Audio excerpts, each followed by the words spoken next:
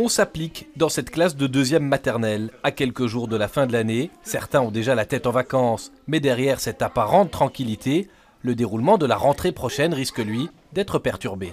On espérait recevoir à peu près une quinzaine d'emplois pour renforcer l'encadrement en maternelle. On espérait avoir 5 emplois plus ou moins en staff administratif pour décharger les directions d'école pour que justement ils redeviennent des leaders pédagogiques. Car ces moyens prévus à Schaerbeek font partie d'un ensemble de 1100 recrutements décidés par la Fédération Wallonie-Bruxelles, dont 3 à 400 pour la capitale. Décision qui, pour être effective, demande que le gouvernement et le Parlement se réunissent et approuvent des textes. Ce n'est plus le cas aujourd'hui. Ce député fait la liste des autres dossiers qui, du coup, restent en attente. La correction du décret sur les titres et fonctions. Il y a les moyens pour soutenir le travail des directions d'école.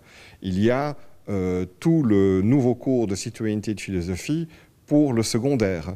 Il y a le décret sur les allocations d'études supérieures qui doit être corrigé pour le rendre plus équitable. Les écoles s'adaptent, mais elles rappellent que durant l'été, les directions seront absentes. Donc maintenant, le dernier espoir qui reste, c'est d'avoir des bonnes nouvelles à la rentrée administrative le 21 août pour pouvoir mettre en œuvre 1er septembre, 15 septembre, à la limite au 1er octobre.